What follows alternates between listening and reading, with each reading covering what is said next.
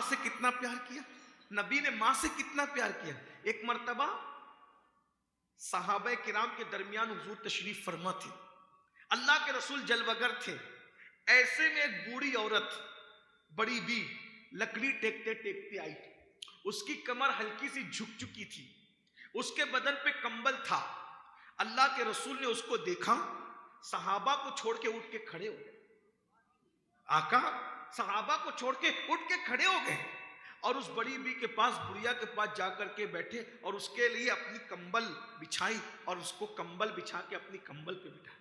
सहाबा ने ये मंजर देखा, हाय हाय क्या खुशनसीब खातून है जिसके लिए रसूल रहमत अपनी चादर बिछा रहे हैं और अपनी चादर पे उसको बिठा रहे हैं और गौर से उसकी बातें सुन रहे हैं। और जब तक वो बातें करती रही हुजूर उसकी बातें सुनते रहे। वो खड़ी हो गई तो अल्लाह के सच्चे रसूल भी खड़े हो गए। जब वो जाने लगी तो साहबा ने पूछा, हमारे माँ बाप आप पे कुर्बान, ए करीम बंदा परवर आका, ये कौन खुश नसीब खातून है जिस पर इतना करम हो रहा है। आका फरमाते हैं, ये मेरी दूध पिलाने वाली माँ हलीमा सादिया है। सुभान अल्लाह। ये मेरी ये मेरी दूध पिलाने वाली माँ हलीमा सादिया है। तब लोगों को एहसास हुआ कि दूध पिलाने वाली माँ का इतना एहतराम है। अगर हकीकी माँ सैयदा आमिना सामने आती तो रसूलुल्लाह उनसे कितना प्यार करते, उनसे कितनी मोहब्बत करते। जब दूध पिलाने वाली माँ का एहतराम यह है, अल्लाह अकबर, जो माँ आमिना थी हलीमा सादिया ने तो दूध पिलाया, लेकिन हकीकी माँ हज़रत सैयदना आमिना थी। सैयदा आमिना पाक से कितना प्यार था। हुजूर बार बार कहते थे, आज मुझे मेरी अम्मी सैयदा आमिना की याद आ रही है। और हुजूर माँ का जिक्र करके रो पड़ते, कहते आज मुझे मेरी अम्मी सैयदा आमिना की याद आ रही है। और हुजूर की आंखों में आंसू आ जाते, इसलिए कि रसूलुल्लाह की उम्र मुबारक अभी सिर्फ 6 साल की थी कि रसूल पाक की अम्मी जान दुनिया से तशरीफ़ ले गई। और अल्लाह के रसूल अलैहिस्सलाम ने अपने हाथों से सैयदा आमिना को उनकी कब्र में दफन किया। हुजूर ने अपने हाथों से दफन किया। आप जानते हैं अपनी माँ से कितना प्यार था। बार बार जिक्र करते थे, हज पे गए तो हज को जाने से पहले माँ के मज़ार पे तशरीफ़ ले गए, माँ की कब्र पे तशरीफ़ ले गए। ज़रा गौर कीजिए, हज को जाने से पहले माँ के मज़ार पे जा रहे हैं, हिजरत के वक्त माँ के मज़ार पे जा रहे हैं। अल्लाह अकबर। और मौके पर बार बार हुजूर माँ के मज़ार पे तशरीफ़ ले गए। सीरत की मुख्तलिफ कुतुब के अंदर मौजूद है और अक्सर माँ का जिक्र करते, मेरी माँ तो ऐसी थी, मेरी माँ तो ऐसी थी। हत्ता के सैयदा फातिमा को देख के कहते, फातिमा तू तो मेरी माँ जैसी दिखती है, तू उम्मे अबीहा है, तू मेरी माँ की तरह है, यानी तुझे देखकर मेरी माँ मुझे याद आती है। आइए मैं आपको बताऊं नबी की अम्मी जान कैसी थी, नबी की अम्मी जान के साथ नबी का ताल्लुक क्या था। आज अपने माँ बाप से दूर होने वालों, अल्लाह अकबर, दोस्तों के साथ घंटों बैठते हो, इसके साथ घंटों बैठते हो, उसके साथ घंटों बैठते हो, माँ बाप तरस जाते हैं। 24 घंटे में एक बार भी अपने माँ बाप की खैरियत पूछते हो, माँ बाप तरसते हैं, मेरा बेटा आएगा मेरे पास बैठेगा मेरी खैरियत पूछेगा। नहीं नहीं, आजकल के बच्चों को माँ बाप के पास बैठने का टाइम नहीं है, कुत्तों के साथ खेलने का तो टाइम है, बिल्लियां पालने का तो टाइम है, चिड़ियों को वक्त देने का टाइम है, अल्लाह अकबर, जानवरों के साथ दिल बहलाने का टाइम है। वो माँ बाप जो तुम्हारी जन्नत है, खिदमत करो तो जन्नत है, तौहीन करो तो वो तुम्हारी जहन्नम है, उनके पास बैठने का वक्त नहीं, उनके पास बैठो, उन्हें टाइम दो, उनकी खुशी हासिल करो। आओ ना जरा देखते हैं रसूल रहमत अम्मी से कितना प्यार करते हैं। बल्कि एक बात बताऊं, अब जब भी अम्मी को अम्मी कहना, इस नीयत से कहना कि मैं अपनी माँ को अम्मी इसलिए कहता हूं कि मेरे नबी ने अपनी माँ को अम्मी कहा, यानी कि मेरी माँ, मेरे नबी ने अपनी माँ को माँ कहा, इसलिए हम उनको अम्मी कहते हैं। अल्लाह अकबर, कितना प्यार है ना नबी ने, अल्लाह अकबर, किस कदर माँ से प्यार किया। अभी अल्लाह के रसूल अलैहिस्सलाम की उम्र मुबारक 5 या 6 साल की थी। हलीमा सादिया के घर से हुजूर अलैहिस्सलाम अपनी अम्मी जान के पास आए।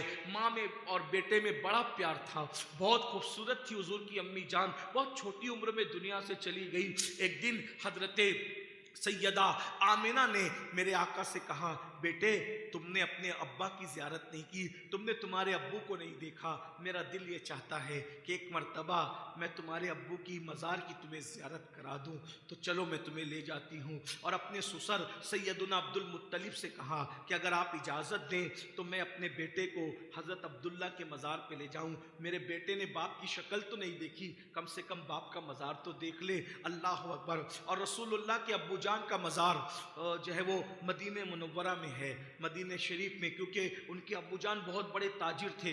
रसूल पाक के अब्बू जान सैयदना अब्दुल्ला बहुत बड़े ताजिर थे, तो वो तिजारत के लिए गए और रास्ते में बीमार पड़ गए। तो उनके अब्बू का ननियाल पड़ता था मदीना शरीफ, उसका पुराना नाम यसरब है, लेकिन हम उसको यसरब नहीं कहते, अदब की वजह से मदीना मुनव्वरा कहते हैं, मदीना शरीफ कहते हैं, खालिस मदीना मदीना भी नहीं कहते। जब भी मदीना मुनव्वरा का नाम लो तो मदीना शरीफ कहो, मदीनतुल मुनव्वरा कहो, तैयबा पाक कहो, उसको खालिस मदीना मदीना न कहा करो बल्कि मदीना शरीफ कहा करो। फतावा रज़विया में सैयदी आला हज़रत इमाम अहले सुन्नत ने हमें तलकीन की, मदीना शरीफ कहो, बगदाद शरीफ कहो, अजमेर शरीफ कहो। जिस ज़मीन पे बुजुर्ग लोग रहते हैं, लोग अगरचे मजाक उड़ाने दो, दीवानों का मजाक न उड़ाएंगे तो किसका मजाक उड़ाएंगे। हम इश्क के बंदे हैं, इसलिए लोगों को देख करके जो है वो बात न बदलो। मैं तो अजमेर शरीफ जाता था और टीसी पूछता था कि कहाँ जा रहे हो, तो मेरे दोस्त लोग शर्म की वजह से कहते थे कि यार ये टीसी मुसलमान नहीं है, अजमेर कह दो। मैंने कहा किसी मुसलमान और गैर मुस्लिम की वजह से हम अपनी बोली क्यों बदले, अजमेर शरीफ कहो ताकि वो भी अजमेर शरीफ कहे। याद रखिए कि किसी को देखकर अपनी बोली नहीं बदलना, हम अपनी निस्बतों का ख्याल करें। मजाक उड़ाने का तो फिक्र छोड़ दो, इसलिए कि दीवानों ही का मजाक उड़ाया जाता है, लेकिन दीवाना कभी फिक्र नहीं करता कि मुझे लोग क्या कहेंगे। इश्क वालों का मजाक हमेशा उड़ाया गया, अभी भी उड़ाया जा रहा है, आगे भी उड़ाया जाता रहेगा, लेकिन आशिकों को कोई फर्क नहीं पड़ता। मुनाफिकों ने सिद्दीक अकबर के इश्क का मजाक न उड़ाया, फारूक आजम के इश्क का मजाक न उड़ाया। बहरहाल तो हम मदीने मुनव्वरा को मदीने मुनव्वरा कहते, यसरब नहीं कहते। तो मदीने मुनव्वरा में हुजूर के प्यारे प्यारे अब्बू जान सैयदुना अब्दुल्ला का विसाल हो गया और वहीं पर आपको दफन किया। और उसके बाद बताऊं, आज से चंद साल पहले जब मस्जिद नबवी की तौसी होने लगी तो रसूलुल्लाह के अब्बू जान का मजार मस्जिद के अंदर आ रहा था, तो सऊदी हुकूमत ने यह फैसला किया कि रसूलुल्लाह के अब्बू जान का मज़ार निकाल करके जो है वो जन्नतुल बकी में जो है वो मुंतकिल कर दे। तो बड़े बड़े उलमा और मुफ्तियों को जो है उनकी मौजूदगी के अंदर रसूलुल्लाह के अब्बू जान की कब्र को खोला गया और कब्र को खोल करके उनके जिस्म को निकाला गया। मुफ्ती आजम मिस्र का बयान है कि वो इत्तेफाक से मैं भी उस वक्त मौजूद था, तो मैंने देखा जब रसूलुल्लाह के अब्बू जान का मज़ार जो है वो रखा गया है स्टेचर पे ला करके, तो मैंने देखा इतने खूबसूरत थे, ज्यादा उम्र नहीं थी, अभी चेहरे पर दाढ़ी के बाल निकल रहे थे। मैंने सोचा कि मैंने रसूलुल्लाह के अब्बू जान को तो जो है वो उनकी हयात में नहीं देखा, जरा इनके जिस्म को हाथ लगाकर टच करके बरकत हासिल करूं। तो कहते जब मैंने टच किया तो जैसे जिंदों को टच करते हैं तो थोड़ी देर के लिए खून हट जाता है, फिर वापस से खून वापस आ जाता है। तो 1400 साल के बाद भी रसूलुल्लाह के अब्बू जान के जिस्म को टच किया गया तो कहा रेशम से ज्यादा नर्म लग रहा था जिस्म, सुभान अल्लाह। करो ताजा।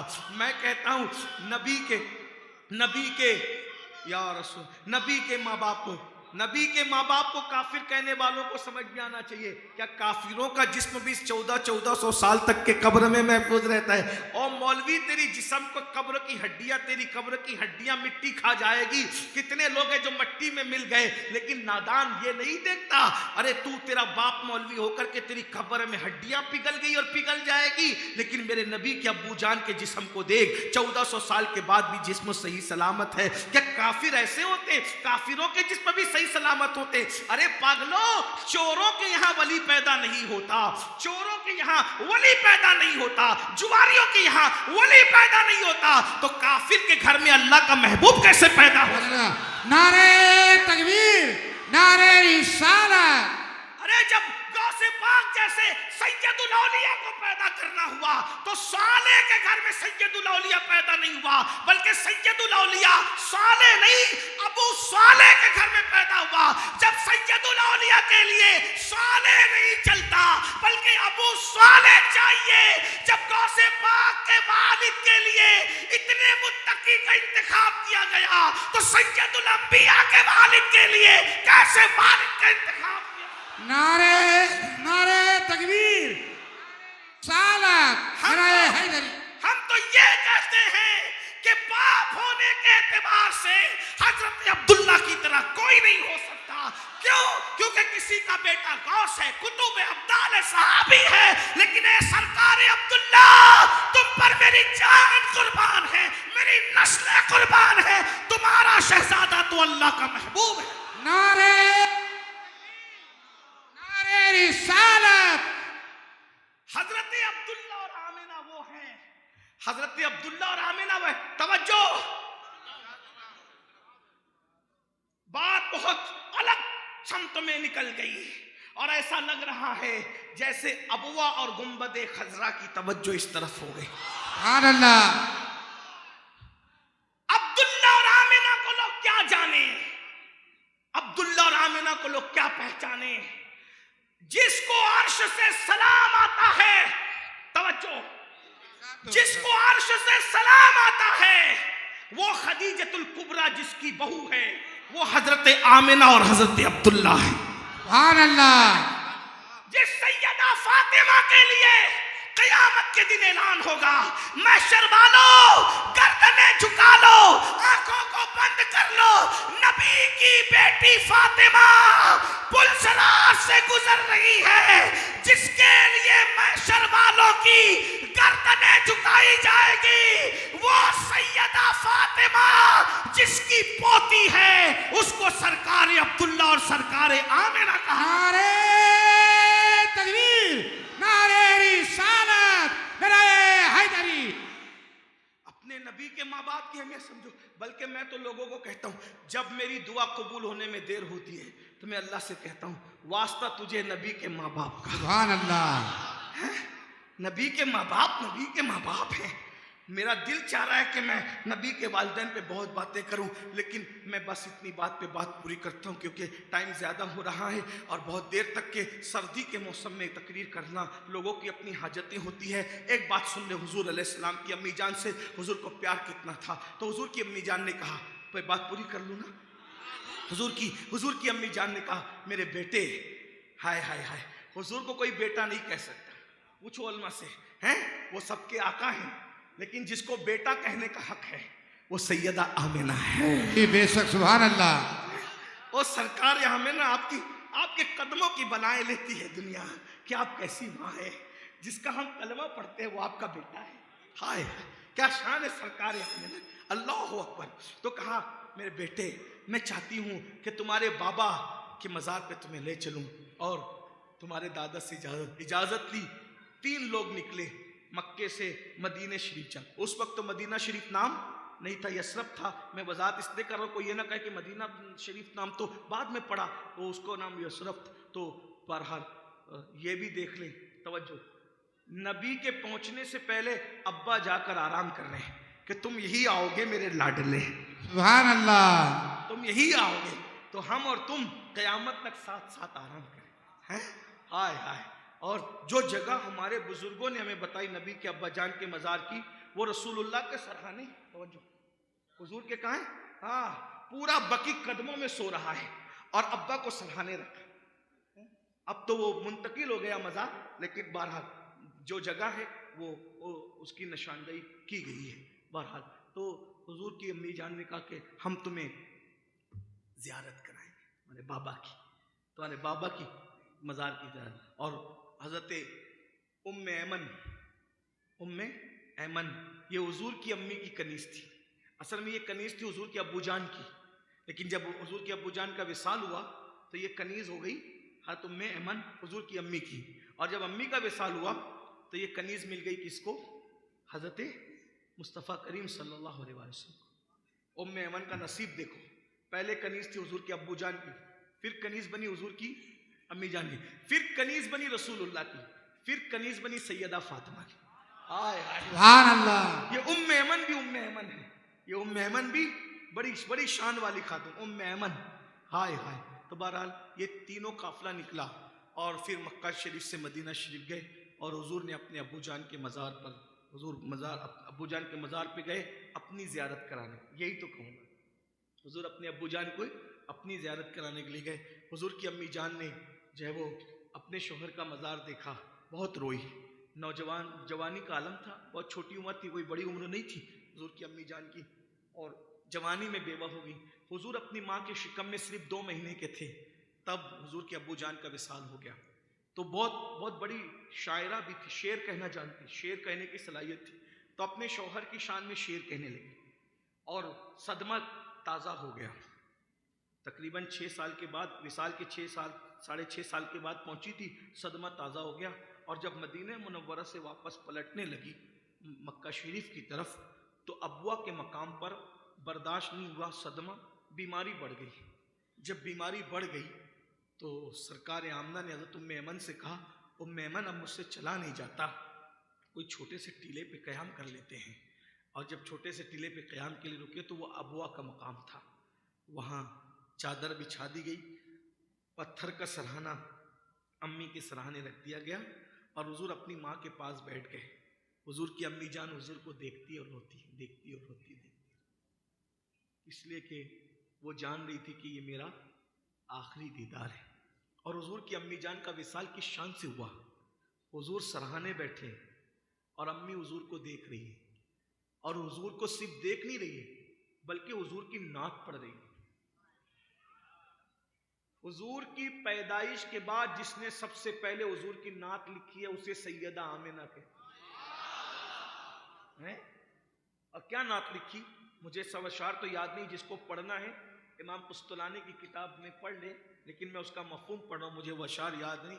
कि वो कहती हैं कि नसीहत, मेरे बेटे कभी बुतों के करीब मत जाना।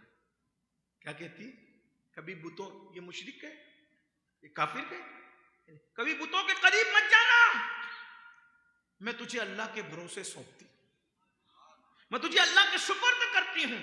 और फिर उसके बाद शेर कहती है, हर नई चीज पुरानी हो जाएगी।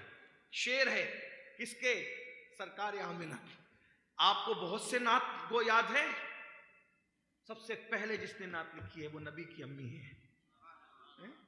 ये नात ना याद नहीं, ये नात याद नहीं, इनको काफिर कहते हो, शर्म नहीं आती लोगों को? इन बुजुर्गों को काफिर कहते हो जो नबी की नातें लिख रहे, लोगों के लिखने से पहले। नबी की प्यारी अम्मी जान तो कहती है, हर नई चीज पुरानी हो जाएगी, हर नई चीज पुरानी हो जाएगी, हर उरूज को ज़वाल आएगा, हर बुलंदी पस्ती में चली जाएगी, हर मशहूर को भुला दिया जाएगा। फिर कहती, मगर मगर मगर आमिना को कभी नहीं भुलाया जाएगा, आमिना को हमेशा याद किया जाएगा, आमिना का जिक्र हमेशा बाकी रहेगा, क्योंकि मैंने ऐसे फर्जंद को जन्म दिया है, इसकी वजह से कयामत तक मेरा नाम जिंदा रहेगा। मेरा बेटा कोई मामूली बेटा नहीं है, मेरे बेटे के जरिए से मेरा नाम, ए सरकार आमिना, ए अब्वा की मलका, हमारे माँ बाप आप पे कुर्बान सरकार, बिल्कुल आपका नाम जिंदा है। ये गांव, इसका नाम क्या है, दक्किन भोबानी। ये उस दौर में था या नहीं था मुझे नहीं पता, लेकिन आज इस भोबानी के अंदर नबी की अम्मा जान का जिक्र हो रहा है। सुभान अल्लाह, मलका अब्वा का जिक्र हो रहा है। आपने सच कहा था, ए अब्वा की मलका, मेरे नबी की प्यारी अम्मी जान, तुम्हारी नालैन पे हमारे माँ बाप कुर्बान, हमारी आल औलाद कुर्बान, हमारी जाने कुर्बान, हमारा जिस्म कुर्बान, हमारी रूहें कुर्बान। सरकार आमिना, बिल्कुल आपका जिक्र जिंदा रहेगा। और अमीनुल कादरी जैसे लोग अगर मर जाएं तो भी इसके बाद हजारों लोग पैदा होंगे जो आपकी बारगाह में खिराज अकीदत पेश करते रहेंगे। आप कहती है, मेरा नाम क़यामत तक हमेशा जिंदा रहेगा कि मैंने ऐसे बेटे को जन्म दिया है जिसके चेहरे की रोशनी अल्लाह अकबर दिलों को लुभाती है, जिसके चेहरे का नूर अल्लाह अकबर दिलों को जिंदगी बख्शता है। बहरहाल हुजूर अलैहिस्सलाम की अम्मी जान ये नात पढ़ रही है और रोती जा रही है। हुजूर अम्मी को रोते देखकर खुद भी रो रहे हैं। ये आखिरी मुलाकात है नबी की अपनी अम्मी जान से। हाय हाय हाय, हुजूर रो रहे हैं, अम्मी जान रो रही है। ऐसे में रोते रोते एक आखिरी हिचकी आती है और नबी की अम्मी जान हिचकी लेकर के उनकी रूह निकल जाती है, सर ढलक जाता है, सर ढलक गया। हुजूर रोते हैं, अम्मी को देखते, अम्मी चुप हो गई, अम्मी जान चुप हो गई। तो सरकार अपनी अम्मी को कहते, अम्मी अम्मी उठो, अभी थोड़ी देर पहले जो आप कह रही थी ना, कहो, यानी जो नात पढ़ रही थी और पढ़ो। तो उम्मे ऐमन ने सीने से चिमटा लिया और चिमटा के कहा, शहजादे तुम्हारी अम्मी अब दुनिया से चली गई है। जो दुनिया से चले जाते हैं वो बोला नहीं करते। मैंने सोचा उम्मे ऐमन तुमने मना क्यों किया? तो फौरन मेरे दिल ने कहा अभी अल्लाह को पर्दा मंजूर था, अगर दूसरी मर्तबा नबी माँ को कह देते माँ बोलो, तो नबी की माँ बोल पड़ती। सुभान अल्लाह। अरे जब उनके 11वें नंबर के बेटे की ठोकर से मुर्दा जिंदा होता है कुम बिस्मिल्लाह कह, जब मेरा गौस मुर्दे को जिंदा कर सकता है अल्लाह की अता से, तो मेरे नबी की शान क्या है ना। लेकिन बहरहाल क्या हुआ, तो उम्मे ऐमन ने रोक दिया, मना कर दिया कि शहजादे जो दुनिया से चले जाते हैं वो बोला नहीं करते, उनको ज़मीन के अंदर दफन करना होता है, उनको आराम के लिए लिटा दिया जाना होता है। क्या शान है सरकार आमिना की, नबी ने अपने हाथों से 6 साल की उम्र में अपनी माँ की कब्र खोदी। अपनी माँ की कब्र, हाय ये माँ के साथ प्यार है, नबी मोहब्बत है। किसी की कब्र सहाबा ने खोदी, किसी की कब्र औलिया ने खोदी, किसी की कब्र अंबिया ने भी खोदी, लेकिन सैयदुल अंबिया 6 साल की उम्र में जिसकी कब्र अपने हाथ से खोदते हैं वो एक खुशनसीब हस्ती है जिसे सैयदा तैयबा ताहिरा नबी की प्यारी प्यारी अम्मी जान सैयदा आमिना कहा जाता है। और फिर जब कब्र खुद गई तो उम्मे ऐमन की मदद से रसूलुल्लाह ने अपनी माँ को अपने हाथों से उनकी कब्र में उतारा, और कब्र में उतारने के बाद जब मट्टी बराबर कर दी गई तो मट्टी बराबर करने के बाद रसूलुल्लाह सल्लल्लाहु अलैहि वसल्लम की अम्मी जान की कब्र जब अब्वा में बन गई तो सरकार का हाथ पकड़ा और उम्मे ऐमन ने कहा शहजादे चलो, क्योंकि उम्मे ऐमन को मेरे आका की अम्मी जान ने कहा था उम्मे ऐमन मेरी अमानत को संभाल कर ले जाना, या अब्वा से संभाल के मक्के ले जाना और इनके दादा के सुपुर्द कर देना। उम्मे ऐमन ने रसूलुल्लाह का हाथ पकड़ा और हाथ पकड़ कहा चलो। अब जरा तसव्वुर में लाएं अब्वा की जमीन को, कहा चलो, तो जैसे कहा चलो मेरे आका ने शान मासूमियत से पूछा उम्मे ऐमन मेरी अम्मी, मेरी अम्मी।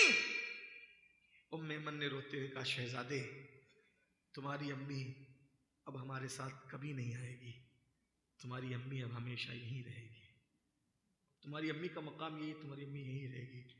तो उम्मे ऐमन का बयान है, बुजुर्गों ने फरमाया हुजूर ने उम्मे ऐमन का हाथ छुड़ाया और टीले की तरफ कुछ तेजी से गए। जब उम्मे ऐमन गई तो क्या देखा, हुजूर माँ की कब्र पे लिपट कर रो रहे हैं। माँ से मोहब्बत देखो, माँ की कब्र पे लिपट के रो रहे हैं और मोटे मोटे आंसू कब्र पे निछावर हो रहे हैं। और सरकार कहते अम्मी तुम्हें तो पता है ना कि तुम्हारे सिवा दुनिया में मेरा कोई नहीं है, और तुम भी मुझे छोड़कर चली गई। अम्मी तुम भी मुझे छोड़ के दुनिया से चली गई। इतना कहना था, उम्मे ऐमन रो पड़ी और रोने के बाद उम्मे ऐमन का बयान है कि उम्मे ऐमन ने हुजूर को उठाया, उठा करके जब ले करके गई तो उम्मे ऐमन कहती है मैं जब हुजूर को लेके जा रही थी, हुजूर माँ से मोहब्बत इतनी थी कि पलट पलट कर माँ की कब्र को देख रहे, रोते जा रहे थे और पलट पलट कर माँ की कब्र को देख रहे थे। हत्ता कि जब मैंने उनको अपनी सवारी पर अपनी ऊँटनी पे बिठाया तो मैं देखती थी जैसे वो अब्वा से दूर जाते वैसे पलट पलट कर देखते, ऐसा लगता था अभी माँ लौट कर आएगी, अभी माँ लौट कर आएगी। मगर ये कुदरत का कानून है, ये कुदरत की सुन्नत है, जो दुनिया से चले जाते हैं कभी लौट के नहीं आते। फिर नहीं पता कि उम्मे ऐमन ने रसूलुल्लाह के आंसुओं को कैसे खुश्क किया, कैसे पहुँचा, और हुजूर अलैहिस्सलाम ने अपने आंसुओं को किस तरीके से उस पर सब्र किया। लेकिन इतना ज़रूर है कि ज़िंदगी के हर मोड़ पे नबी माँ को याद करते रहे, याद करते रहे, याद करते रहे, याद करते रहे। एक बार का वाक़या है कि मस्जिद नबवी में अल्लाह के रसूल बैठे हुए, मगरिब की नमाज हो गई, इशा की नमाज का इंतज़ार है। ऐसे में अल्लाह के रसूल इशा की नमाज के इंतज़ार में है, सहाबा भी इंतज़ार में है। और सहाबा की आदत थी कि जब हुजूर मौजूद होते तो हुजूर के रुख अनवर को तका करते, देखा करते। वो जानते थे हुजूर को देखने से बड़ी कोई इबादत नहीं। सहाबा हुजूर को देख रहे थे, हुजूर की आंखों में चुपके आंसू आ रहे थे और दाढ़ी शरीफ पर निछावर हो रहे थे, मोटे मोटे आंसू हुजूर की आंखों में थे। सहाबा ने देखा हुजूर रो रहे, वो सहाबाए किराम थे, आका की तकलीफ को अपनी तकलीफ से बढ़ के समझते थे, हुजूर की खुशी को सल्लल्लाहु अलैहि वसल्लम अपनी खुशी से बढ़ के समझते थे। सब कुछ कुर्बान था रसूलुल्लाह सल्लल्लाहु अलैहि वसल्लम की जात पर, जब आका को रोते हुए देखा, साहबा तड़प गए, हुजूर के करीब आए, हुजूर को चारों तरफ से घेर लिया। आका, हमारे माँ बाप कुर्बान आप पे, आप क्यों रो रहे हैं आका? रोने की वजह क्या है? नौजवानों, बस तसव्वुर कर, आज माँ बाप है, उनकी कदर कर लो। जब ये नेमत छीन ली जाएगी, माँ बाप जब कब्रों में हमेशा के लिए नींद सो जाएंगे, तुम उन्हें याद करो। हुजूर ने याद किया, तुम ना याद करो? उन्हें ढूंढोगे, तमन्ना करोगे कि ख्वाब में उनकी ज़ियारत हो जाए, लेकिन उस वक्त तो ख्वाब में भी वो नहीं दिखेंगे। आज सता लो जितना सता रहे हो, कल ख्वाब को भी तरस जाओगे। आज उनको राजी कर लो, आज उनको राजी कर लो, वक्त है, नेमत है। उनकी मौत की तमन्ना मत करो, उनकी लंबी उम्र की दुआ करो। उनके हाथों को चूमो, उन्हें अच्छे अच्छे खाने खिलाओ, उन्हें अच्छे अच्छे कपड़े पहनाओ, उनको अपने करीब रखो, उनके करीब रहो, उन पे सब कुछ कुर्बान करो। एक दिन तुम याद करोगे वो नबी जिसका सर दर्द करता है तो अल्लाह लामका पे बुला के अपना दीदार कराता है। वो रसूल रो रहे, चुपके चुपके रो रहे, खामोश आंसुओं से रो रहे।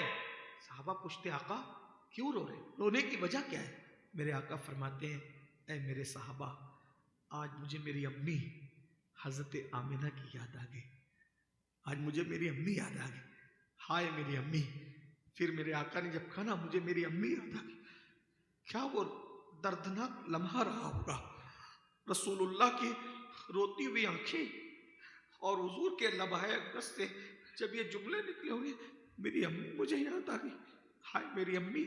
साहबा रो पड़े, सबकी आंखों में आंसू आ गए।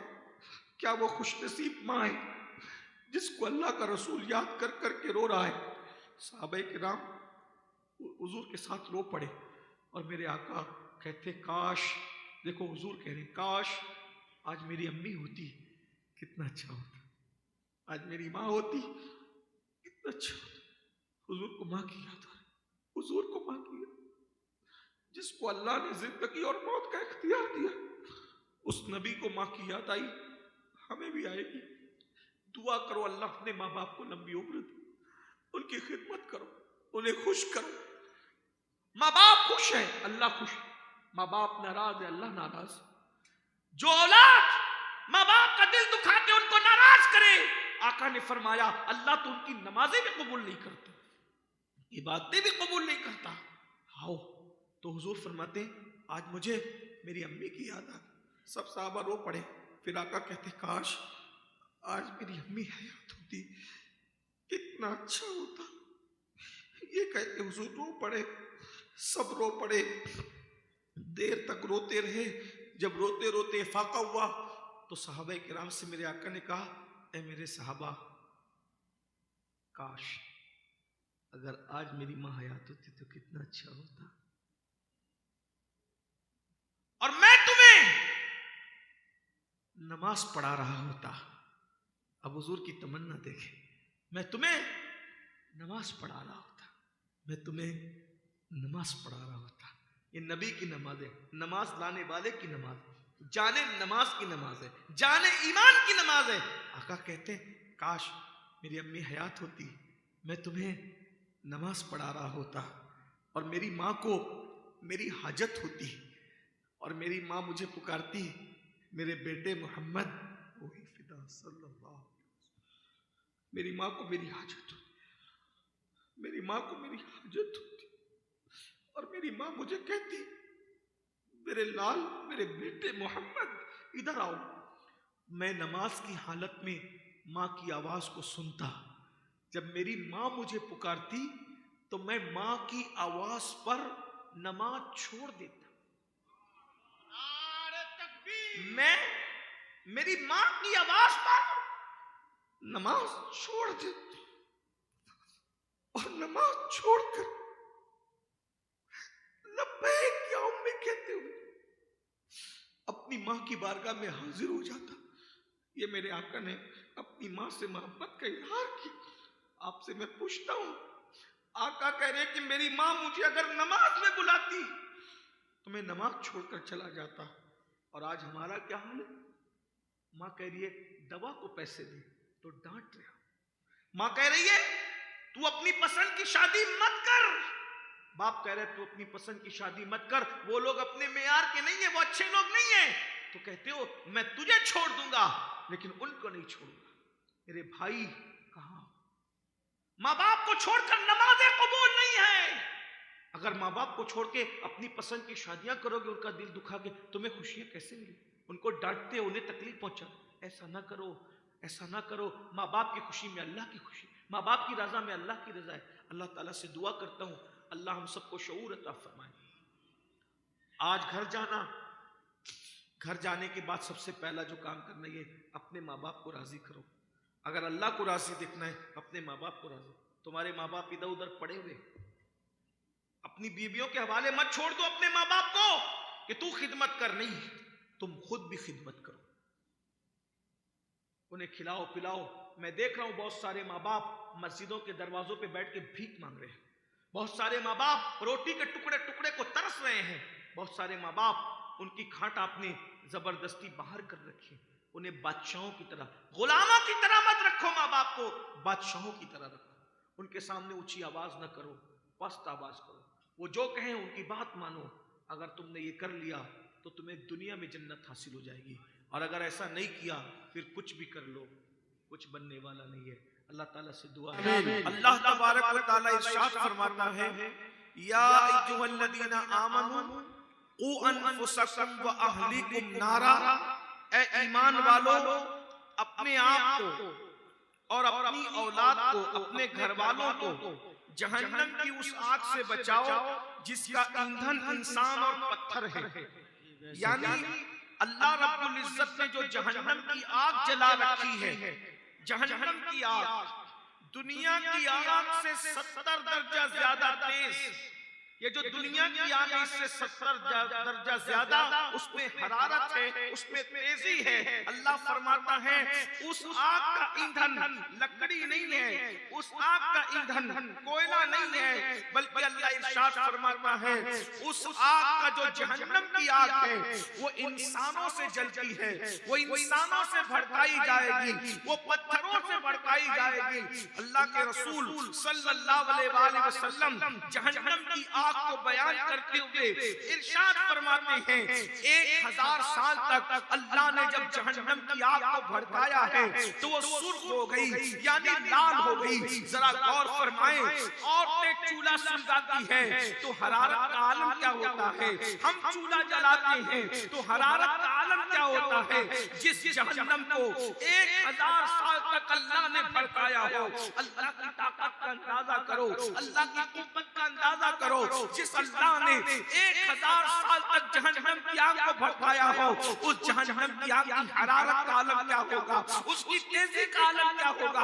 अल्लाह के सच्चे रसूल सादिक व मस्दूक मुस्तफा जान रहमत सल्लल्लाहु अलैहि वसल्लम इरशाद फरमा रहे हैं 1000 साल तक के जहन्नम की आग को भड़काया गया, वो सुर्ख हो गई, वो लाल हो गई। फरमाते हैं फिर मजीद 1000 साल तक यानी 2000 साल तक भड़काया गया, वो सफेद हो गई। फिर फरमाया 1000 साल और यानी 3000 साल तक जब उसको भड़काया गया तो वो काली हो गई, वो सिया हो गई। अब जहन्नम की आग में कोई रोशनी नहीं है, जहन्नम की आग में कोई उजाला नहीं है। अल्लाह अकबर, जिस पे पत्थर डाले जाएं तो पिघल जाएं, जिस पे पहाड़ डाले जाएं तो पिघल जाएं। जरा गौर करें मेरे भाइयों, और अगर बहनें भी मौजूद हैं, माएँ भी मौजूद हैं, उनसे मैं तवज्जो चाहता हूँ। अल्लाह अकबर, जिसके पहाड़ पिघल जाएंगे, जिसके पहाड़ पिघल जाएंगे, उसमें हमारे जिस्म का क्या होगा। हमारा जिस्म तो दुनिया की आग से भी जल जाता है, हमारा जिस्म तो दुनिया की आग से भी पिघल जाता है।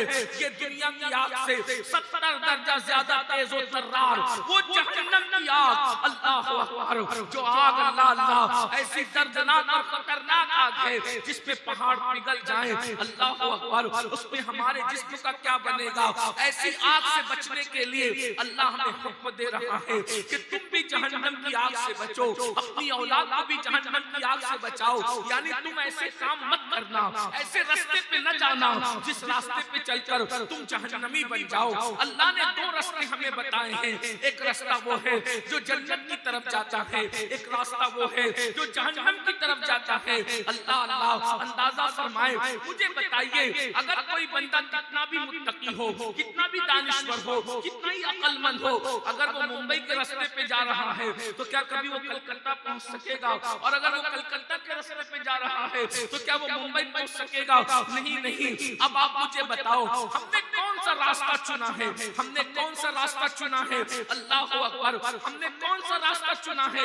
यहाँ जितने बैठे हुए हैं मैं तो दुआ करता हूँ सिर्फ ये बैठे हुए नहीं बल्कि अल्लाह मेरे आका की पूरी उम्मत को जन्नत अता करे, इसलिए कि अगर अल्लाह महबूब की सारी उम्मत को जन्नत दे तो हमारा बिगड़ता क्या है? उसके करम की बात है।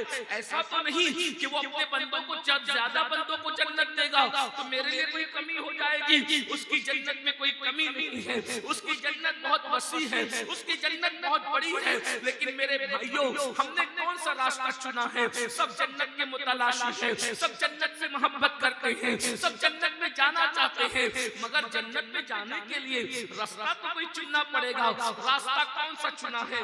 अल्लाह अकबर, बहुत अफसोस की बात है अगर कोई बंदा मुंबई का रास्ता पकड़कर दावा करे कि मैंने जाना कलकत्ता है तो लोग मजाक उड़ाएंगे, कितना पागल है, कितना बेवकूफ है, मुंबई के रास्ते पे चल के कलकत्ता जाने का ख्वाब देख रहा है।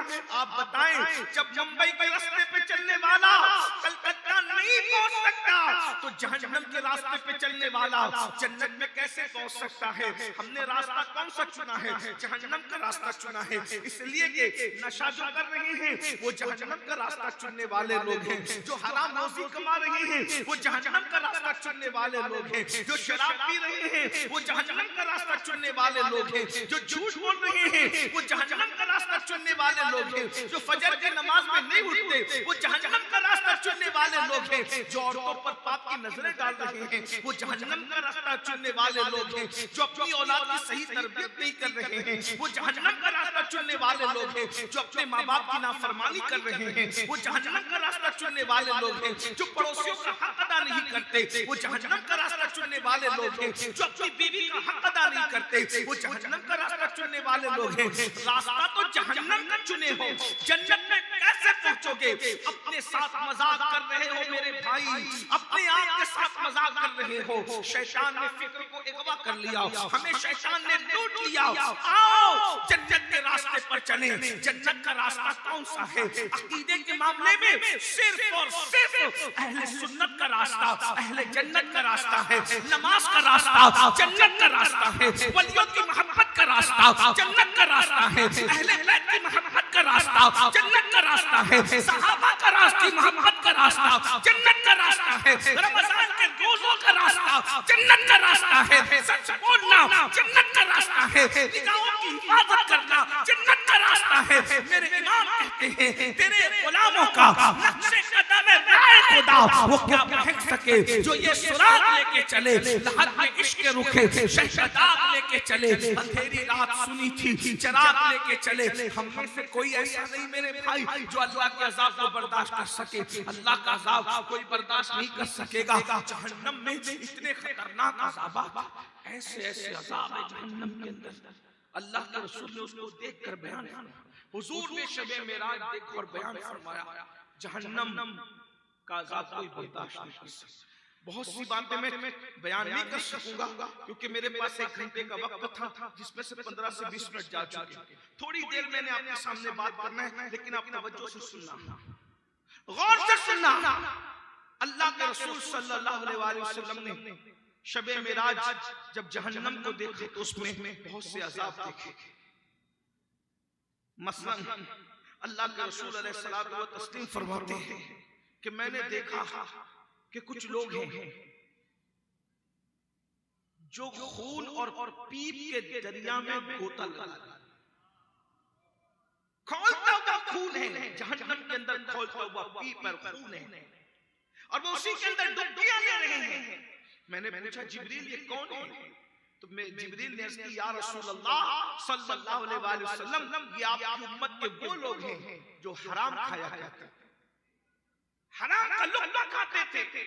आज लोग लाठी खेलते हैं, लोग कैरम खेलते हैं, लोग जुआ खेलते हैं, लोग ताश के पत्ते खेलते हैं, लोग शर्तें लगाते हैं, कर्ज के जुआ की जितनी किस्में उलमा ने बयान की है सब हराम। हराम तरीके से जो भी रोजी कमाओगे जहन्नम के अंदर खून और पीप के दरिया के अंदर डुबाए जाओगे। और जो एक लुक़्मा हराम का खाए 40 दिन तक अल्लाह उसकी कोई इबादत कबूल नहीं करता। अगर उसी हालत में वो मर जाए तो अल्लाह तबारक व तआला उस पर जन्नत की खुशबू भी हराम कर देता है। आज लोग मोबाइल चोरी कर रहे हैं, किसी की जमीन पे कब्जा कर रहे हैं, लोग झूठ बोल के कमा रहे हैं, धोखा दे के कमा रहे हैं, माल में मिलावट करके कमा रहे हैं। अपने मजहब में इसकी गुंजाइश नहीं। हलाल से कमाओ, हलाल में बरकत है, बरकत। अल्लाह ने हराम में बरकत नहीं रखी, अल्लाह ने हलाल में बरकत रखी। हराम कमाने वाले के पास माल ज्यादा आ सकता है मगर उसको कभी सुकून नहीं रहेगा। शोर नहीं करेगा। कितने अच्छे से सब पूरा मजमा सुन रहा है, ये चंद भाई शोर कर रहे हैं। सुन लो भाई, थोड़ी देर सुन। इतनी मेहनत से हजारों लोग आप जमा करते हो, एक दो आदमी चिल्ला करके पूरी महफिल का मजा किरकिरा करता। कोई बात इत्मीनान से सुन। मैं बैठा हूं, बैठे सब एक बार सब दुरूद शरीफ पढ़ लो। अल्लाहुम्मा सय्यदना मौलाना मुहम्मद व अला आले सय्यदना व अला आले सय्यदना मौलाना मुहम्मद। मज़हब में हलाल हलाल हमारे लिए लाज़िम है। तलबुल हलाल फरीदतुन अला कुल्लि मुस्लिम। हर मुसलमान पे हलाल का तलब करना फर्ज है। हलाल में बरकत है। आप देखो फिरौन ने हराम और नमरूद ने हराम काम किए। आज ना फिरौन है ना नमरूद है ना उसकी दौलत है, लेकिन हजरत उस्मान गनी ने हलाल के जरिए से रोजी कमाई। उस्मान गनी दुनिया से चले गए मगर हजरत उस्मान की दौलत आज भी दुनिया के अंदर मौजूद है। सुभान अल्लाह। बेशक आप जब तकबीर, नारे रिसालत, नारे हैदरी। आप जब मदीने मुनव्वरा जाते हो तो हजरत सैयदुना उस्मान गनी ने जो उनके माल से जो हरम के लिए बिल्डिंगें वक्फ की गई है, आज भी लिखा हुआ है कि हजरत उस्मान की तरफ से ये बिल्डिंग हरम के लिए वक्फ है। यानी दौलत उस्मानी आज भी मौजूद है। सच्चाई से कमाओ, दयानतदारी से कमाओ, हलाल से कमाओ। थोड़ी देर में तरक्की होगी, लेकिन ऐसी तरक्की होगी कि वो तरक्की कभी खत्म नहीं होगी। हराम के जरिए से जल्दी जल्दी तरक्की होगी, लेकिन उसके बाद आपको सुकून नहीं मिलेगा। हराम जितनी तेजी से आता है उतनी तेजी से चला जाता है। इसलिए हलाल हमेशा बाकी रहने वाला है, हराम हमेशा बाकी रहने वाला नहीं है। इसलिए मेरे आका सल्लल्लाहु अलैहि वसल्लम ने फरमाया, जहन्नम के अंदर मैंने खून और पीप के दरिया में हराम खाने वालों को डूबते देखा, उनको डुबकियां लेते देखा। उसके बाद मेरे आका और तुम सबके आका और मौला मुस्तफा जाने रहमत मालिक कौनैन सल्लल्लाहु अलैहि वसल्लम इरशाद फरमाते हैं, मैंने क्या देखा कि कुछ लोग हैं जो जिनके नाखून लोहे के हैं, लोहे के नाखून हैं, और लोहे के नाखून से वो अपने चेहरों को जो नोच रहे हैं, अपने सीनों को नोच रहे हैं। अल्लाह अकबर। आप अंदाजा करें, अगर किसी के नाखून हो और नाखून हमारे अपने नाखून होते हैं, हम उससे खुजा लेते हैं तो कितनी तकलीफ होती है, जख्म हो जाता है। लेकिन इन नाखून की बजाय, इंसानी नाखून की बजाय अगर किसी के नाखून लोहे के हो जाएं, किसी के नाखून जो है लोहे के हो जाएं, तांबे के हो जाएं, पीतल के हो जाएं, और वो अपने मुंह को नोचे, अपने सीने को नोचे, उसका क्या बनेगा? अल्लाह अकबर। सहाबे किराम रिदवानुल्लाहि ताला अलैहिम अजमईन ने ये सुना तो हैरान रह गए। और जब मेरे आका ने फरमाया ये मंजर मैंने देखा तो मैंने जिब्रील से पूछा, ऐ जिब्रील ये कौन लोग हैं? तो जिब्रील अमीन ने किया, या रसूल अल्लाह, ये आपकी उम्मत के वो लोग हैं जो दुनिया के अंदर चुगलखोरी किया करते थे, यानी अंदर की बात उधर लगाया करते थे, थे और लोगों की गीबत किया करते थे, यानी पीठ पीछे लोगों की बुराई बयान किया करते थे। अल्लाह अकबर, आज ये दोनों चीजें हमारे दरमियान आम है। पहले औरतें गीबत करती थी, अब मर्द भी गीबत करते हैं। पहले औरतें चुगलियां करती थी, अब मर्द भी चुगलियां करते हैं। इधर की बात उधर लगाना, इसको चुगली कहते हैं। अल्लाह के रसूल सल्लल्लाहु अलैहि वसल्लम इरशाद फरमाते हैं, चुगलखोरों पर अल्लाह ने जन्नत की खुशबू भी हराम कर दी है, जो इधर से सुन के उधर लगाते हैं, उधर से सुन के इधर लगाते हैं, मुसलमानों में जुदाई पैदा करते हैं, मुसलमानों में इख्तिलाफ पैदा करते हैं, मियां बीवी में इख्तिलाफ पैदा किया जा रहा है। चुगलखोरी की वजह से भाई भाई में दूरियां पैदा की जाती है, चुगलखोरी की वजह से पीर पीर में दूरियां पैदा की जाती है, चुगलखोरी की वजह से आलिम आलिम में दूरियां पैदा की जाती है, चुगलखोरी की वजह से। अगर चुगलखोरी बंद हो जाए तो उम्मत के 90% झगड़े खत्म हो जाए।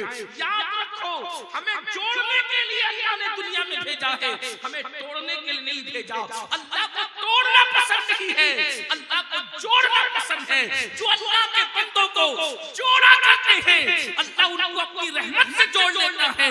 जो अल्लाह के बंदों को तोड़ा करते हैं, अल्लाह उनको अपनी रहमत से दूर कर देता है। तफसीरे खजाइनुल इरफान के अंदर अल्लामा सैयद नईमुद्दीन मुरादाबादी रहमतुल्लाह अलैह लिखते हैं कि जो मुसलमानों के दरमियान इख्तिलाफ और फूट पैदा करे वो शैतान की औलाद है। अल्लाह के रसूल ने इसका इको कम कर दो ताकि लोगों को बात समझ में आए।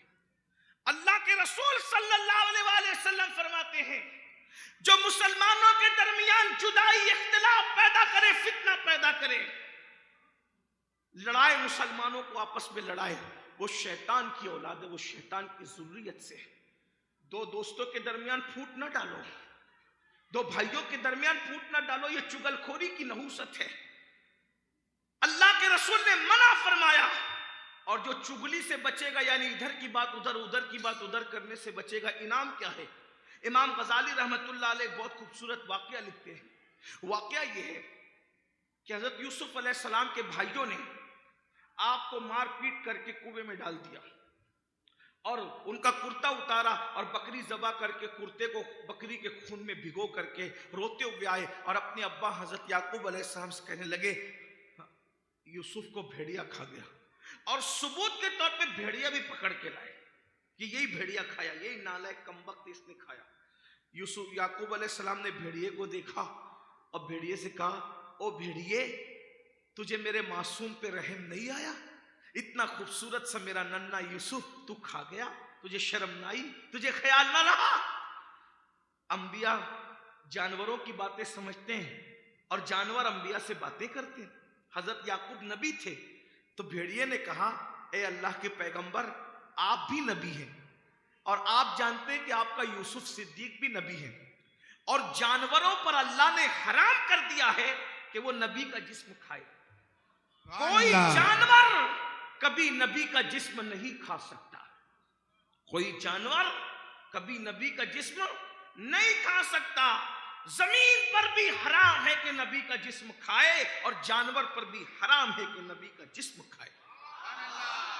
मैंने आपके मासूम यूसुफ सिद्दीक को नहीं खाया।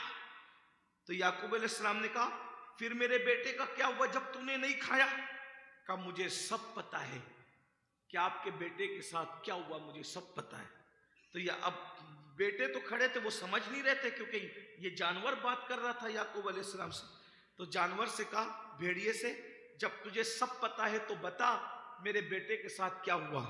कहा, पता है मगर मैं बताऊंगा नहीं, अगर बताऊंगा तो ये चुगली होगी, चुगली, और अल्लाह को चुगलखोर पसंद नहीं है। सुभान अल्लाह। मैं भेड़िया हूं, अल्लाह, या रसूल, या रसूल, या अली मौला, या अली मौला। मैं भेड़िया हूं मगर चुगलखोर नहीं हूं, इधर की बात उधर करने वाला नहीं हूं। मैं चुगली नहीं करता ताकि आपके और आपके बच्चों के दरमियान जुदाई पैदा हो, नफरतें पैदा हो, ये काम मैंने नहीं करना। अल्लाह को उस भेड़िए की अदा इतनी पसंद आ गई कि बता दिया गया अस्हाबे कहफ का कुत्ता जैसे जन्नत में जाएगा, वैसे हजरते यूसुफ अलैहिस्सलाम का भेड़िया भी जन्नत में जाएगा। सुभान अल्लाह। अल्लाह या रसूल अल्लाह या। जैसे हजरत असहाब कहफ का कुत्ता जन्नत में जाएगा, इमाम गजाली लिखते हैं यूसुफ अलैहिस्सलाम का भेड़िया भी जन्नत में जाएगा। मुझे बताओ, अगर भेड़िया चुगलखोरी से बच जाए तो अल्लाह उसको जन्नत अता करता है, अगर रसूलुल्लाह के गुलाम चुगली से बच जाए तो अल्लाह उनको जन्नत क्यों नहीं अता फरमाए? सुभान अल्लाह। चुगलखोरी ना करें।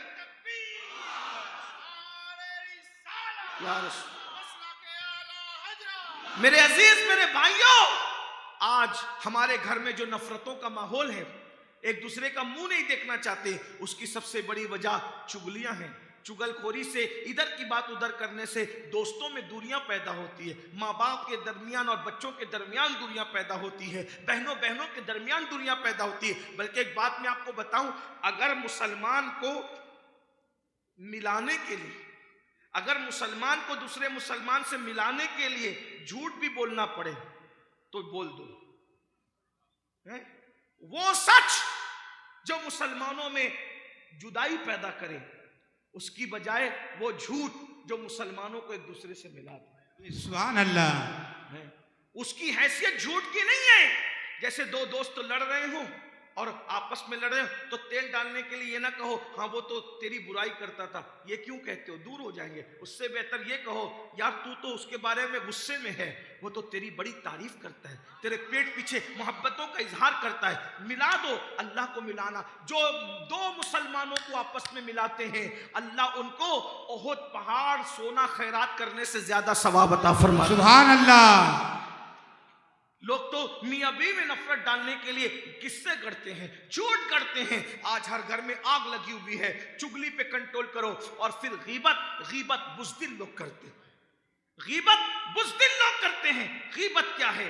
गीबत ये है कि किसी के पीठ पीछे उसके बारे में ऐसी बात करना कि अगर उसके सामने कही जाए तो उसका दिल दुखे। ये गीबत क्या है? अल गीबतो अशद्दु मिनज़ ज़िना, के जिना से भी बुरा काम है गीबत करना। पीठ पीछे किसी की बुराई मत करो, बल्कि हदीस पाक में आया है जो किसी की बुराई करता है, गीबत करता है, गोया वो अपने मरे हुए भाई का गोश्त खाता है।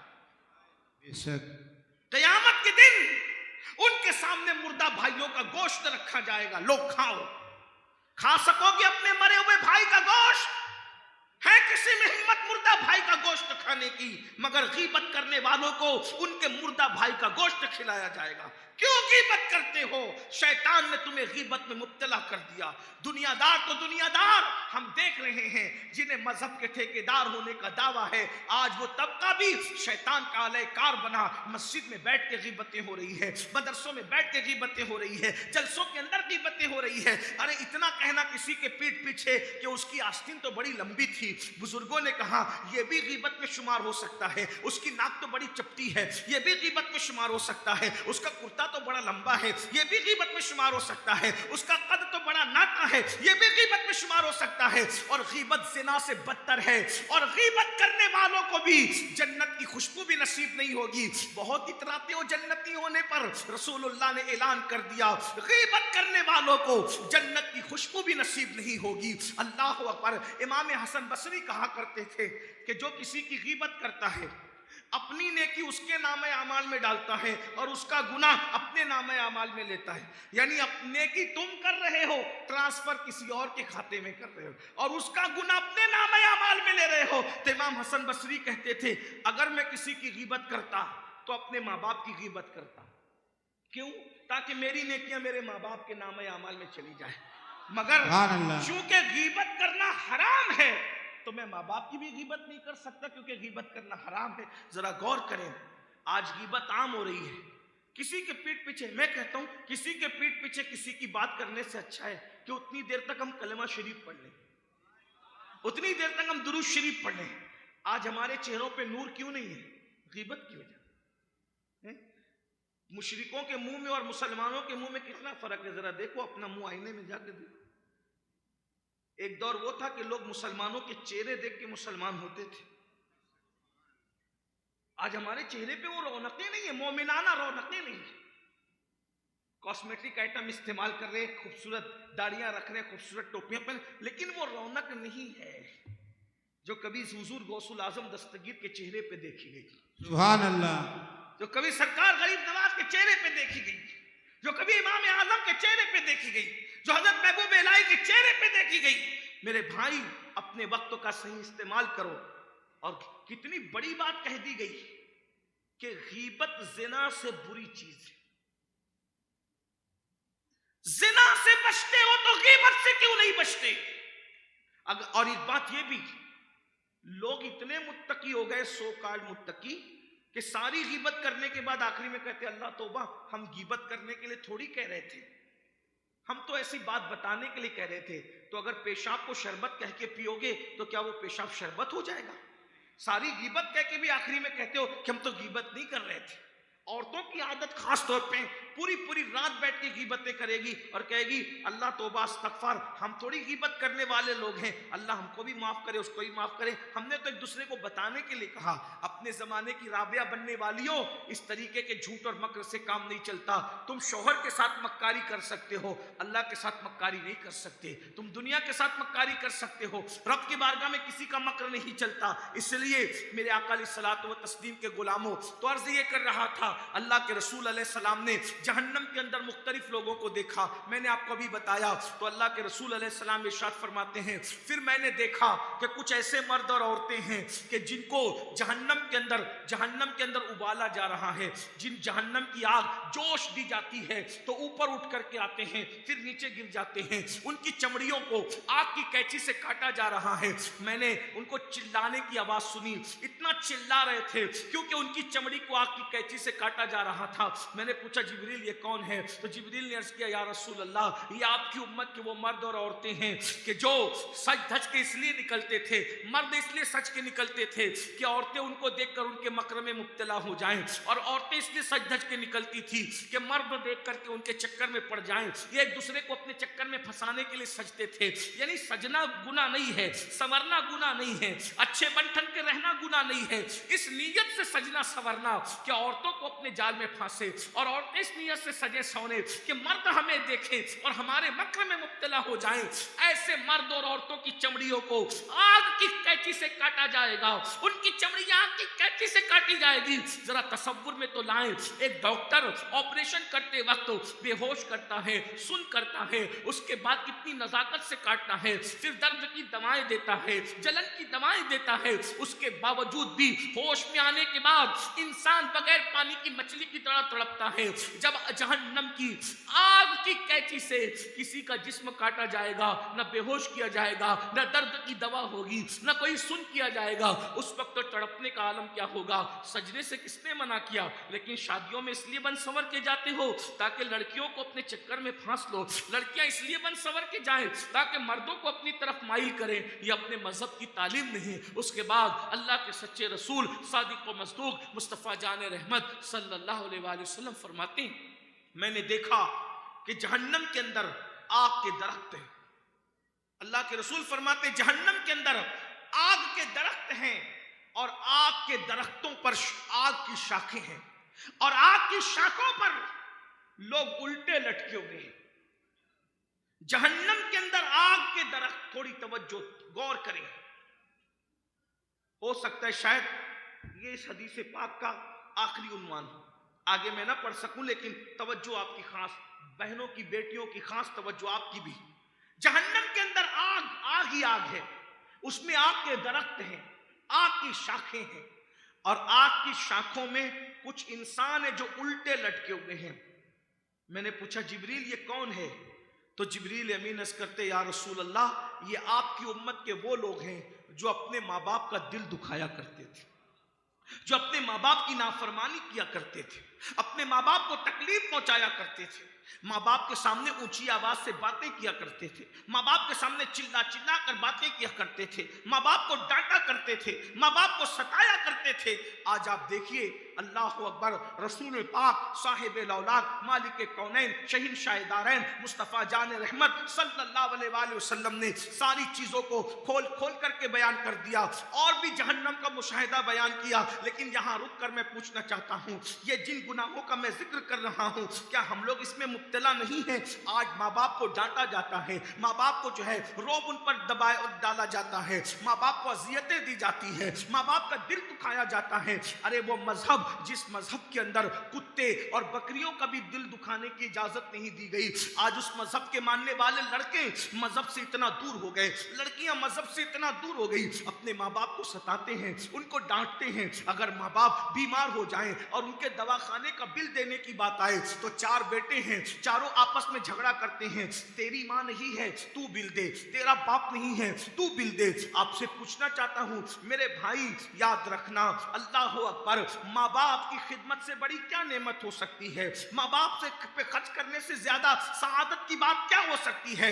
मस्जिद बनाने में उतना सवाब नहीं मिलता, मदरसे बनाने में उतना सवाब नहीं मिलता, जलसों में चंदा देने में उतना सवाब नहीं मिलता, किसी पर खर्च करने में उतना सवाब नहीं मिलता। सबसे ज्यादा सवाब अगर किसी चीज में मिलता है तो माँ बाप पे खर्च करने में मिलता है। माँ बाप पे खर्च करने का जो अज्र है वो किसी नेकी का अज्र नहीं बताया गया, यानी कहीं भी खर्च करो वो सवाब नहीं मिलेगा।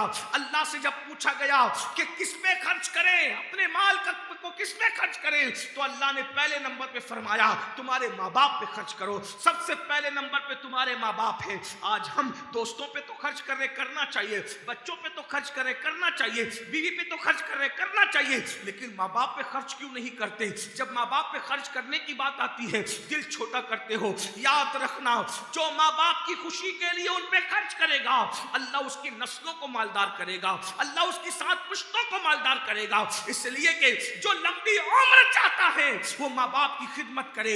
आप जानते हैं अल्लाह के रसूल, सच्चे रसूल, सादिक व मसदूक मुस्तफ़ा जान रहमत सल्लल्लाहु अलैहि वसल्लम फरमाते हैं माँ बाप की खिदमत करने वाले की उम्र सिर्फ 3 दिन रह जाती है। माँ बाप की खिदमत करने वाले की उम्र सिर्फ 3 दिन बचती है, तो माँ बाप की खिदमत की बरकत से अल्लाह उस 3 दिन को कभी 3 साल बढ़ा देता है। सुभान अल्लाह। कोई डॉक्टर उम्र नहीं बढ़ा सकता, बड़े से बड़ा डॉक्टर उम्र नहीं बढ़ा सकता, बड़े से बड़ा आलिम तावीज देकर उम्र नहीं बढ़ा सकता, लेकिन ये माँ बाप की खिदमत है। अगर मरने में सिर्फ 3 दिन बचे हैं तो माँ बाप की खिदमत की बरकत से अल्लाह 3 दिन की उम्र को 3 साल तक बढ़ाता है। अगर खिदमत और ज्यादा है तो सिर्फ 3 साल नहीं बल्कि अल्लाह 30 साल तक भी बढ़ा देता है। और फिर मेरे आका फरमाते हैं, अल्लाह के सच्चे रसूल फरमाते हैं, फकी अबुल्लाह समरकंदी इस हदीस को लिख रहे हैं, हवाला भी नोट करते जाए, ऐसे नहीं समझे कि मैं यूं ही कह रहा हूं, यूं ही नहीं कह रहा हूं। इतने बड़े फकीह इमामुल फुकहा फिक़्ह हनफी की जब तारीख मुरत्तब होती है तो फकी अबुल्लाह समरकंदी के बगैर मुकम्मल नहीं होती। वो अजीम हस्ती है फकी अबुल्लाह समरकंदी रज़ी अल्लाह ताला अन्हु इरशाद फरमा रहे, लिख रहे हदीस पाक कि 3 दिन की उम्र 3 साल में बदल जाती है, और कभी खिदमत ज्यादा होती है तो 3 साल 30 साल तक पहुंच जाते हैं। और अगर कोई अपने माँ बाप को सताता है, तकलीफ पहुंचाता है, दिल दुखाता है, अजियत पहुंचाता है और उसकी उम्र 30 साल होती है तो अल्लाह 30 साल को घटा के कभी 3 साल कर देता है, और बदतमीजी करता है तो वो 3 साल भी 3 दिन में तब्दील हो जाते हैं और इंसान जल्दी दुनिया से चला जाता है। गौर फरमाइए, आज के लड़के बूढ़े माँ बाप को घर का कचरा समझते हैं, उनको कोई अहमियत नहीं देते। उलमा आ जाए, मशाइख आ जाए, सादात आ जाए, बुजुर्ग आ जाए, उनके हाथ चूमने के लिए हजारों की भीड़ जमा होती है। अच्छी बात है, हम मना नहीं करते, बिल्कुल मना नहीं। चूमो सैयदों के हाथ बरकत मिलेगी, चूमो उलमा के हाथ बरकत मिलेगी, चूमो पीरों के हाथ बरकत मिलेगी, लेकिन इन उलमा की मौजूदगी में कह रहा हूं, किसी भी बुजुर्ग का हाथ चूमने में वो बरकत नहीं है जो तुम्हारे माँ बाप के हाथ चूमने में बरकत है। सुभान अल्लाह। आप क्या समझ रहे हो? इन बुढ़े माँ बाप को जो तुमने घर का कचरा समझा है, तुम्हारा सबसे बड़ा मुर्शिद तुम्हारे माँ बाप हैं। तुम्हारे लिए कोई दुआ कर दे, अगर अमीनुल कादरी दुआ कर दे, ये बुजुर्ग लोग दुआ कर दे, अल्लाह चाहे तो दुआ रद्द करे, अल्लाह चाहे तो दुआ को कबूल कर ले, अल्लाह की मर्जी पर है। अल्लाह से कोई पूछने वाला है? जब वो यूसुफ अलैहिस्सलाम के ख्वाब को पूरा करने में 50 साल लगाते, 50 साल गुजारते, बेनियाज है। हजरत नूह अलैहिस्सलाम की दुआ का असर जाहिर करने में 50 साल लगाते, उसकी अपनी शान है। हजरत इब्राहिम अलैहिस्सलाम जब हजरत लूत अलैहिस्सलाम की कौम के लिए दुआ करते हैं कि अल्लाह मेरे लूत की कौम पर अजाब नाजिल न फरमा, तो अल्लाह कहता है इब्राहिम तू मेरा खलील जरूर है, तू मेरा प्यारा है, लेकिन उसकी कौम के लिए दुआ नहीं करना, लूत की कौम के लिए दुआ नहीं करना, मैंने अजाब नाजिल करने का फैसला कर लिया। इब्राहिम खलील जैसे को दुआ करने से रोक दिया जाता है। दुनिया में दो ही हस्तियां हैं जिसकी दुआ रद्द नहीं होती। नंबर एक, सैयदुल अंबिया की दुआ उम्मत के लिए, हुजूर की दुआ उम्मत के लिए। मेरे नबी जब अपनी उम्मत के लिए हाथ उठाते हैं तो अल्लाह रद्द नहीं करता। इनायत का जोड़ा, इजाबत का सहरा, दुल्हन बन के निकली दुआए मोहम्मद, इजाबत में झुककर गले से लगाया बड़ी नाज से जब दुआए मोहम्मद। सुभान अल्लाह। सबकी दुआएं इजाबत तलाश करती हैं और मेरे नबी की दुआ को इजाबत ढूंढती नजर आती। नारे तकबीर, नारे रिसालत। जिसकी दुआ के लिए इजाबत झुक जाती है उसको दुआए मोहम्मदुर रसूलुल्लाह कहते हैं। सुभान अल्लाह। ये हुजूर की दुआ है। मगर वही रसूल फरमाते हैं, आका फरमाते जैसे मफहूम हदीस है, आका फरमाते जैसे मुझ मोहम्मद की दुआ मेरी उम्मत के हक में रद्द नहीं होती, वैसे माँ बाप की दुआ उनकी औलाद के हक में रद्द नहीं होती। सुभान अल्लाह। बेशक अल्लाह या रसूलल्लाह। इतनी कीमती दुआएं छोड़ करके कहां भटकते हो। माँ बाप की दुआओं ने किसी को वली बनाया, माँ बाप की दुआओं ने किसी को मालदार बनाया, बेशक माँ बाप की दुआओं ने किसी को कितनी बुलंदी पे। हजरत उवैस करनी जो उवैस करनी बने, ये माँ की दुआ की बरकत है। मखदूम माहिमी जो मखदूम बने, माँ की दुआ की बरकत है। बायजीद बुस्तामी जिनके लिए हजरत जुनैद बगदादी कहा करते थे कि बायजीद को वलियों में वो मकाम हासिल है जो जिब्रील को फरिश्तों में मकाम हासिल है। ये मकाम हजरत बायजीद बुस्तामी को कैसे मिला? माँ की दुआ की बरकत से मिला। सुभान अल्लाह। बेशक। अरे जिन माँ बाप की दुआ से विलायत मिल जाती है उन माँ बाप की दुआ से रोजी न मिलेगी? रोजी के लिए भटकते हो, सबसे दुआ करवा रहे हो हैं? पंडवा शरीफ जा रहे हो दुआ करवा रहे हो, किचौजा शरीफ जा रहे हो दुआ करवा रहे हो, मारेरा शरीफ जा रहे हो दुआ करवा रहे हो, अजमेर शरीफ जा रहे हो दुआ करवा रहे हो। सब जगह जाओ, कहीं मना नहीं है, लेकिन तुम्हारे घर में जन्नत है। सुभान अल्लाह। तुम्हारे घर में महसूस करो, अल्लाह ने जन्नत तुम्हारे घर में उतारी है। तुम तो हरन की तरह कर रहे हो, जैसे हरन की नाक में मुश्क है और वो पूरा जंगल घूम रही है, किधर है खुशबू, किधर है, और पागल हुई हरन है? सब जगह जाओ, लेकिन पहले अपने माँ बाप के कदमों पे गिरो, उनसे दुआ लो। किसी खूबसूरत से खूबसूरत इंसान को देखकर वो सवाब नहीं मिलता जो माँ बाप के झुर्री पड़े हुए चेहरों को देखकर मिलता है। सुभान अल्लाह। मेरे आका फरमाते हैं जो माँ बाप का चेहरा देखे अल्लाह उसे मकबूल हज का सवाब अता फरमाए। बेशक। बस बात समेट को खत्म करते हुए करूं, अगर कुछ बनना चाहते हो माँ बाप के साथ अच्छा सुलूक करो। हम आइला मोहम्मद कहते हैं सल्लल्लाहु अलैहि वसल्लम। अगर किसी को चिढ़ाने के लिए कहते हो तो तुम जानो, तुम्हारा काम जानो, लेकिन जिस दिल में रसूलुल्लाह की मोहब्बत है, जो आशिक रसूल है, वो माँ बाप का कभी गद्दार नहीं हो सकता जी। आशिक रसूल की पहचान है कि वो माँ बाप का वफादार होगा। हजरत बिलाल को देखो, आशिक रसूल, माँ के कैसे वफादार। हजरत उवैस करनी को देखो, माँ के कैसे वफादार। हुजूर गौसुल आजम दस्तगीर को देखो, माँ के कैसे वफादार। माँ ने एक जुमला कह दिया घर से निकलते हो, पूरी जिंदगी उस पर अमल की। और हमारे नबी माँ से कितना प्यार करते थे। हमारे नबी को नबी ये उम्मी कहते हैं।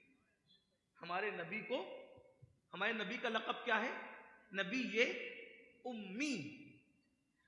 अब लोग इस पे धोखा खा गए, कहने लगे वो तो अनपढ़ है, हैं? अरे पागल, जो अनपढ़ होगा वो कायनात को कैसे पढ़ाएगा? बेशक, सुभान अल्लाह। कभी किसी अनपढ़ को पढ़ाते भी देखा है? अनपढ़ को पढ़ने की जरूरत है, पढ़ाने की जरूरत नहीं है। और हुजूर फरमाते बुइस्तु मुअल्लिमा, कि मैं तो मुअल्लिम बनाकर भेजा गया। सुभान अल्लाह। सब आकर मुअल्लिम बने हैं और हुजूर बनाकर भेजे गए। सुभान अल्लाह, बेशक। मेरे इमाम कहते हैं ऐसा उम्मी किस लिए मिन्नत कशे उस्ताद हो, ऐसा उम्मी किस लिए मिन्नत कशे उस्ताद हो। क्या किफायत उसको इकरा रब्बुकल अकरम नहीं? अल्लाह। जिसको अल्लाह ने पढ़ा के भेजा हो उसको उस्ताद की जरूरत क्या है? सुभान अल्लाह। नबी को अनपढ़ कहने वाला जाहिल है, नबी अनपढ़ नहीं है। नबी तो पढ़ाने आए हैं। नबी तो, ये मेरा उन्वान नहीं लेकिन बात आई तो अर्ज करूं, एक अनपढ़ है, उसको स्टेज पे बुलाकर बोलो पढ़ो, तो लोग क्या कहेंगे? मौलवी साहब पागल हुए हो? अनपढ़ को पढ़ो बोलना ये जिहालत है। सही सही है कि नहीं? एक आदमी है जो तकरीर करना नहीं जानता, उसको उठा के बोलो तकरीर करो, बोले मुझे आती नहीं। जुल्म ना करो मुझ पे, मैं तकरीर करना नहीं जानता। एक आदमी नात पढ़ना नहीं जानता, उसको नात पढ़ो, बोले क्या पागल हुए हो? जबरदस्ती मुझसे क्या काम ले रहे हो?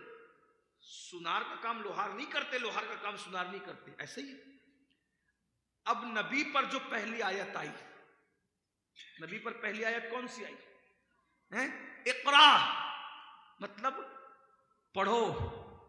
जो अनपढ़ हो उसको अल्लाह पढ़ने के लिए कैसे कहेगा? हैं? हैं? बताइए। इकरा बता रही है कि नबी अनपढ़ नहीं थे। जिब्रील के आने से पहले उन्हें पढ़ा लिखा करके भेजा गया था। सुभान अल्लाह। वो तो मौलिम बन करके आए थे ना, उन्हें मौलिम। तो बहरहाल बहस दूसरी तरफ जा रही है, लेकिन मैं क्या कह रहा हूं, हुजूर का लक़ब है उम्मी। अब इसके बहुत से माना है। उम्मी का एक माना बेपढ़े कायनात को पढ़ाने वाला। उम्मी का एक माना अल्लाह का डायरेक्ट शागिर्द, अर्रहमान अल्लमल कुरान व अल्लमका मा लम तकुन तालम व काना फज़लुल्लाहि अलैका अज़ीमा। उम्मी का एक माना मक्के का नाम है उम्मुल कुरा। मक्के का क्या नाम है? बक्का उसका नाम, मक्का उसका नाम, बलद अमीन उसका नाम। तो मक्के का एक नाम क्या है? उम्मुल कुरा। तो जैसे इंदौर का रहने वाला इंदौरी है, लखनऊ का रहने वाला लखनवी, तो जो उम्मुल कुरा में रहता है उसको क्या कहेंगे? उम्मी, यानी उम्मुल कुरा का रहने वाला। तो नबी उम्मी है ना, हुजूर मक्के में पैदा, उम्मुल कुरा में पैदा हुए। लेकिन उम्मी का एक माना और सुन ले जो मुफस्सिरीन ने बयान किया, और उस पर बात पूरी होती है। तवज्जो करें।